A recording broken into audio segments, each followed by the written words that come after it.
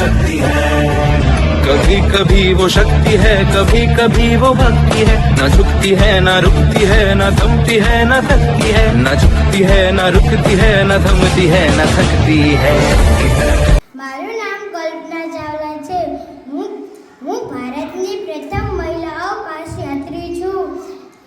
તમે જે કામ કરવા ઈચ્છો તે જરૂર કરો. કદાચ શક્તિ બહારનું લાગે તો પણ કરો. જરૂર સફળતા મળશે.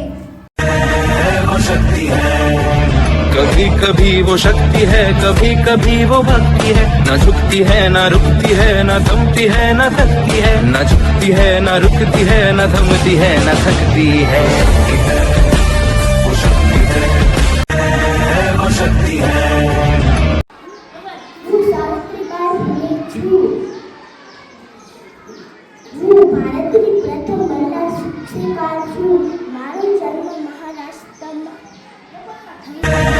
वो शक्ति है, कभी कभी वो शक्ति है, कभी कभी वो भक्ति है। न झुकती है न रुकती है, न थमती है न थकती है, न झुकती है न रुकती है, न थमती है न थकती है। वो शक्ति है, वो शक्ति है, कभी कभी वो शक्ति है, कभी कभी वो भक्ति है। न झुकती है न रुकती है। ઝવેરચંદ મેઘાણીએ જોયું કે આવી 14 વર્ષની ચારણબાળાના હાથમાં કોઈ જ હથિયાર નથી, ખાલી એક ડાંગ છે ને.